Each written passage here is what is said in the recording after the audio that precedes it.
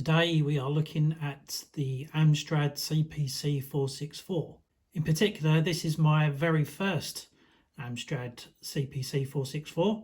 I received this at Christmas, I would guess in around about 1989 or 1990. But the main reason for the video today is that we'll be looking at the tape cassette, as it is not correctly working. So when you put a tape in, it will not run. So we'll be taking the computer apart and repairing the tape deck. It is most likely going to be the drive belts within the tape deck that have probably perished away after 30 plus years. So just to give you a demonstration of what happens exactly. On, Control and enter, press play, press any key, nothing. No fast forward. Oh, fast forward is working now. It wasn't before. Now it's rewinding, so that is a bit of progress. I don't know what's on this tape. I think I typed in some programs from Amstrad Action magazine. That would have been in the early 90s as well, so I can't remember what that is, but hopefully we'll get to find out. And what we'll also be fixing today is the tape counter reset button. Essentially it's broken. I've got a spare one, so I'll quickly do that as well.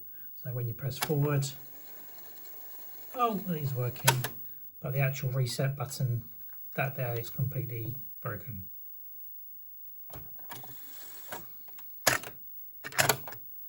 This is a green screen monitor. My original monitor, it was the colour version, and that is somewhere in the loft at my parents' house, which I've tried looking for, but I still haven't found it yet. But hopefully this year I will find it. Okay, let's get started. Let's take out the cassette.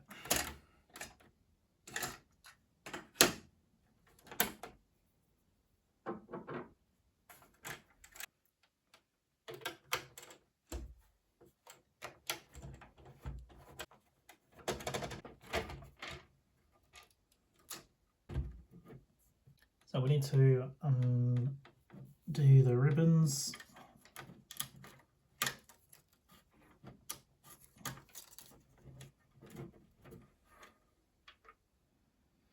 And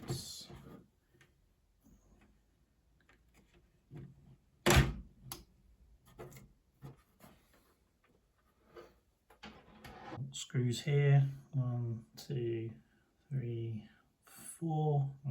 May need to take that one out, I can't remember now. Let's start with that.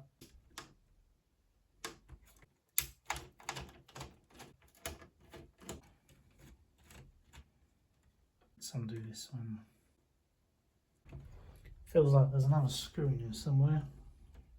Yes, there is a hidden screw right down here. That's going to be fun putting it back in.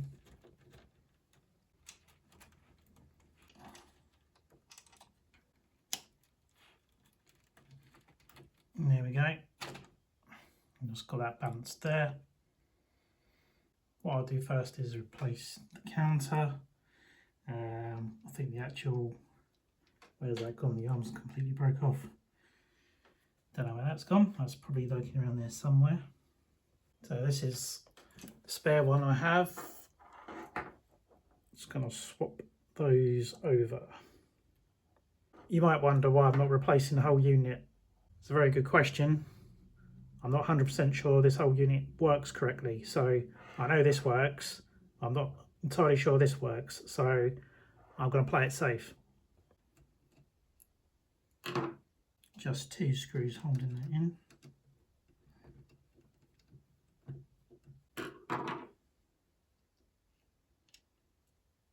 There we go. Swap them over.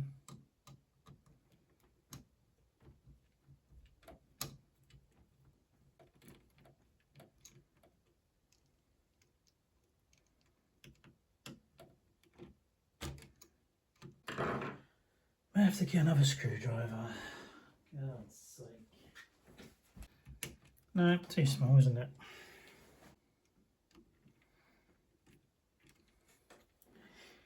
Well, that one. Not that one. It doesn't want to come out because it's a piece of shit. Right, I finally got that out. That was a right pain in the backside. So what I'm going to do is put the replacement one in, but I'll also replace the belt. So I have a cassette drive service kit here for both the belts, and also head cleaning fluid. So I'll give those a clean as well. So let's get started. Just take that one off. That's the idler roller thing I need to replace as well. This one here, which is mothered. And here is a replacement.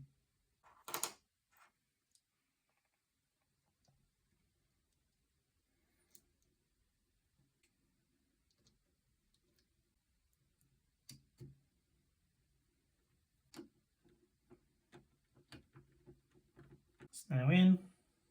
So we need to replace this belt here. I think it's completely worn down. So I'm going to take this off first.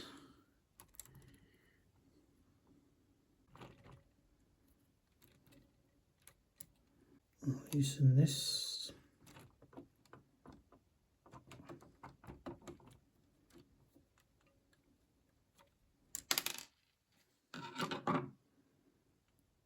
Just unhook that. Leave that to the side for a moment. Now we can take this belt off because we're going to replace that as well. If I take that one off, it should lift off, he says.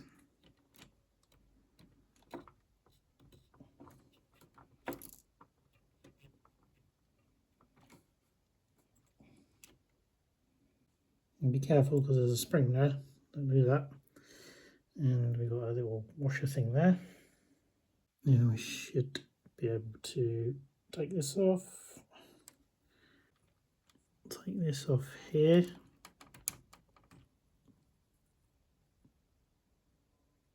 Just remember that hooks into there. If I can get it off without taking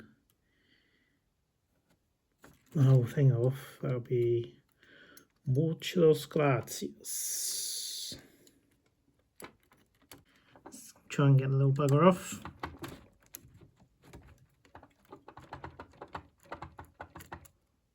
Okay.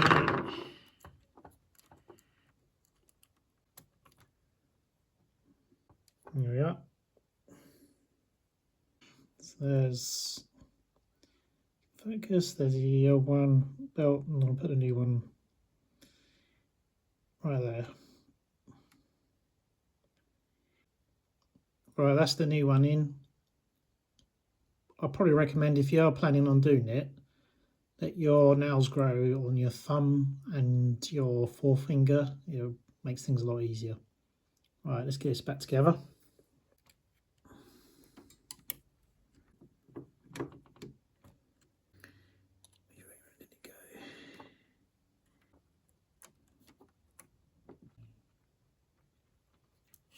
We've got a new drive belt, let's put that in.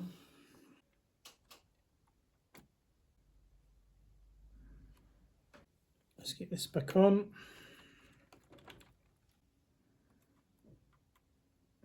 Right, so that's back in there. So the idler pulley belt, the main pulley, and the belt to drive the timer clock thing, that is now in. Let's put this all back together. I almost forgot, need to clean the heads. Let's do that now.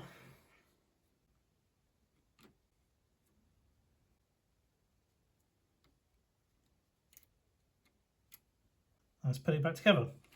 So that all lines up. I'm going to get that tricky screw in first. Hiding right down here, right next to the magnetic speaker, which will probably grip onto it. Very annoying. Let's get the other screw in place.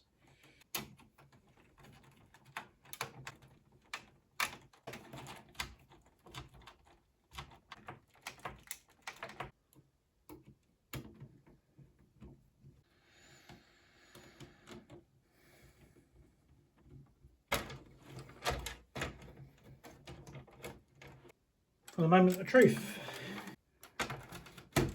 Let's see if it works. Switch it on. No, it doesn't work. Ah, fantastic. Because you have to switch it on at the mains, that's why. Let's see if it now works.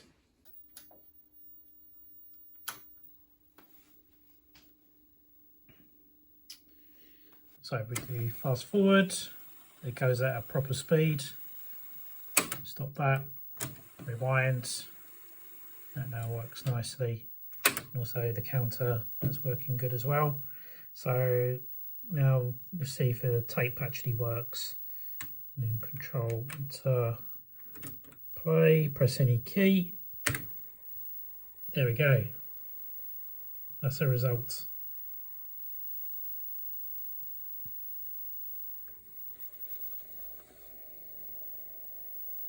I'm not sure if this tape will load. It's not actually one of my tapes. They come with a bundle of bits and bobs I bought a long time ago.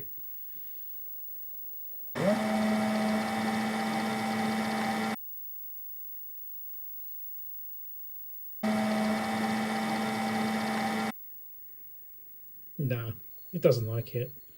The tape has obviously had better days, but that's the result. I'm really happy with that.